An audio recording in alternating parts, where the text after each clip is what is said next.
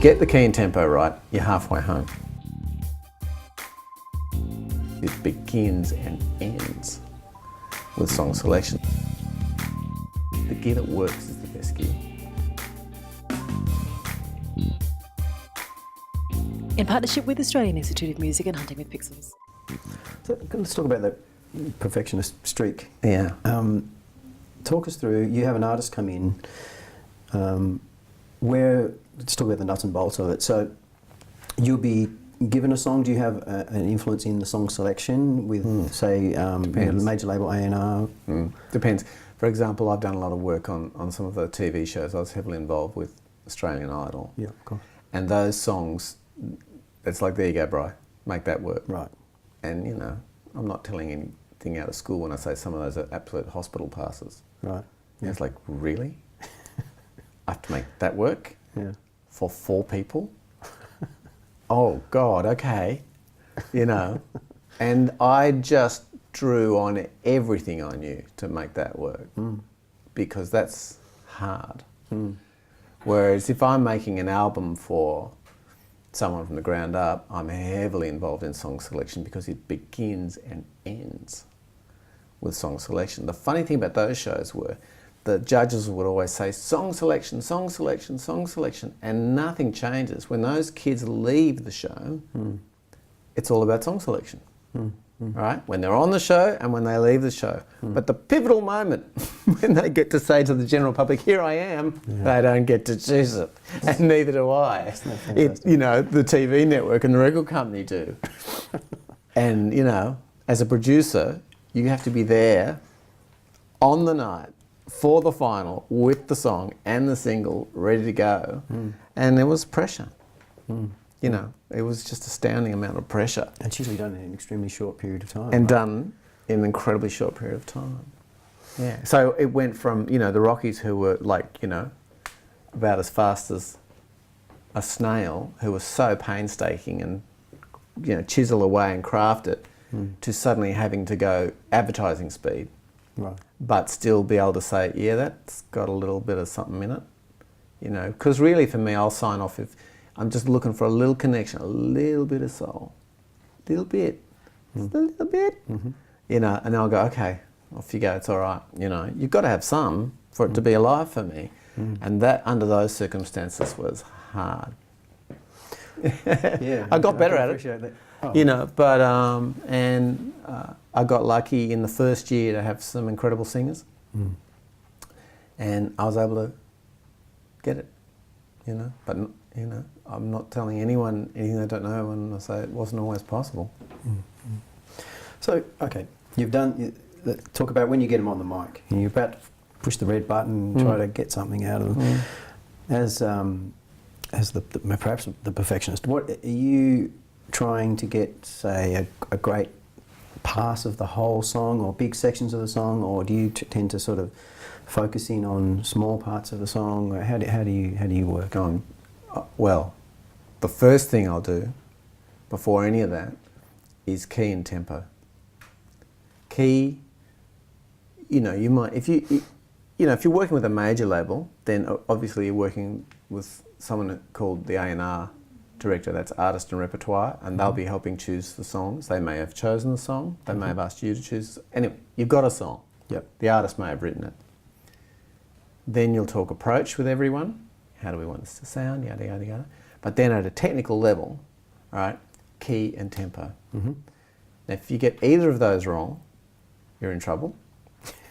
If you get both of them wrong, you should be looking for a new career, all right? Because there's no recovering. It's like building a house and it wasn't square. You didn't have, you know what I mean? Key and tempo, because that artist, that defines where their phrasing's gonna be, where it's gonna sit in their throat, where it's gonna sit in their range, you know, how much time they've got between notes. That's it, that's the model. That's, you know, they're locked into that harness, right? And if you get that wrong, there's nothing you can do. It's not their fault that they're struggling to sing a song if you set the key too high. Yeah. Or you've made it too fast that they can't, their voice doesn't naturally go there. You know, some people sing fast songs better than slow songs, and the reverse is true. You know, a lot of great singers are balladeers, and they struggle at tempo. So you have to get key and tempo right. You get the key and tempo right, you're halfway home. You get it wrong, you're never going to get there, right? And a dear friend of mine, Paul McKercher, who's another fine producer, we were having this discussion at a symposium once, and he put his hand up and he went, and if you get the drum track right, you're 90% there. Okay. And I just thought that was really very funny and true. Because if you get the drum track wrong, there's no getting there. Yeah. You know, because I come from the R&B school, and to be honest, the Brit R&B school. So, you know, early Beatles and Stones and those guys who were influenced by that stuff. And all that stuff grew from the ground up. That's from the floor up. So I'm always looking for that rhythm track foundation, and that's an old school producer thing. Rhythm tracks first. And I worked a lot with a wonderful guitarist called Rex Go, and Rex would always say, "Oh, you remind me of," you know, and it was the guy that did the original Air Supply stuff. Okay. What's his name? American Cat. And he said all day rhythm tracks. That would go, just sit there, just, you know, speed up a bit there, slow down a bit, you know, and it was just all about. And you think Air Supply, these kind of soft rock ballads, you know, isn't that about the acoustic guitar and the lyric and the melody? And he was just rhythm track, rhythm track, rhythm track, rhythm track, and then we put the rest on top. And that's something that I always got from my brother Jonathan, was groove, right? And then we could put the rest on top. Now, I just assumed, growing up with Jonathan, that's how it went. How it was done, right? Well, that was probably where I struggled most post being in the Rockies, is going, okay, it's got to sit down. We're not grooving yet. And people kind of look at me, oh, we'll fix that later. I'm like, no, there's no fixing that later. We fix that now, and then we move on. Okay. And that sounds like really basic, and you would think, okay, that's really obvious, but not to everyone. Yeah, yeah, kind of makes sense. Often not to a songwriter. Someone's like, oh, this is beautiful. Right. Great, we're done. Yeah. So, you know, we're not done yet. Yeah. Right. I had this question. Sure. I wanted to do like if you're stuck on an island, what three pieces of, you know, creative gear. Well, it can be anything. It can be whatever, mics, software, plugins, or not even that. It can be something that you need to create. Well, that's 2 out of 3. No, I mean, what would you take on a deserted island to keep you creative? Oh. You know, if it was a choice between musical gear and food, I'm serious, you know, like, it's great to have that. I know when we left we left the studio behind, you know, I mean, owning a studio is like owning a boat. It's a money pit. Yeah. So, you know, and I was like, right, that's it. I don't want to own any more gear. You know, it's just, you know, I want to be like those comedians. They got the best job in the world. They walk up and they talk. It's great. I want to be like that. But slowly but surely, you know, a little bit of gear creeping back. Nice mic, nice preamp. As a vocal producer, that's nice to know that front end, that's going to work every time you come into the studio, that when the client walks in, it's working and you can press record and it'll sound pretty good. So what do you have? What's your current? I use a good old workhorse, a thing called an Avalon 737. But I mean, it depends where I am. I'll use whatever people have. Okay, yeah. You know, it's all about vibe. You asked me what I was looking for in the vocal, and I think I got sidetracked. Vibe. Do I want the whole take? Do I need a bit?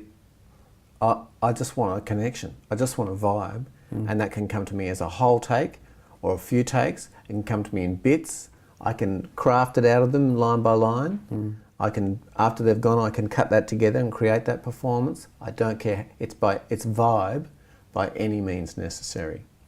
And in order to get that, your gear has to work. So people say, oh, what's the best gear? The gear that works is the best gear. The gear that's, you know, when you hit the red light, it's like the thing that happened with computers a lot when we came out of major studios and people use project studios, is someone goes, oh, sorry, the computer's crashed. Oh, You know what I mean?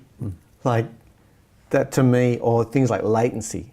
Computers have a thing called latency if you use a native system. Oh my God. You know, like I'm just not used to that because I'm used to the old studios where it doesn't exist. Yeah. Right? There's no latency. What the? It's latency. There's the singer going, I'm getting a delay. Vibe is gone. Yeah, right. The vibe, it's not coming back that day. It's gone. Yeah. Because they're so full of anxiety and excitement and whatever when they come through that door. If they can't just walk in, put the headphones on and sing, you're dead. That would be like an actor. Imagine if a name actor turned up onto the set of a multi-million-dollar movie and they went, and action and stop. Sorry, thing in the camera. Sorry. And go, and stop. Sorry, the light, the thing, and stop. All right, now be amazing, right? Not going to happen. Right? The best gear that you take to the island, if you must take recording gear to a desert island, why would you? Right? Is the gear that works. In partnership with the Australian Institute of Music and Hunting with Pixels.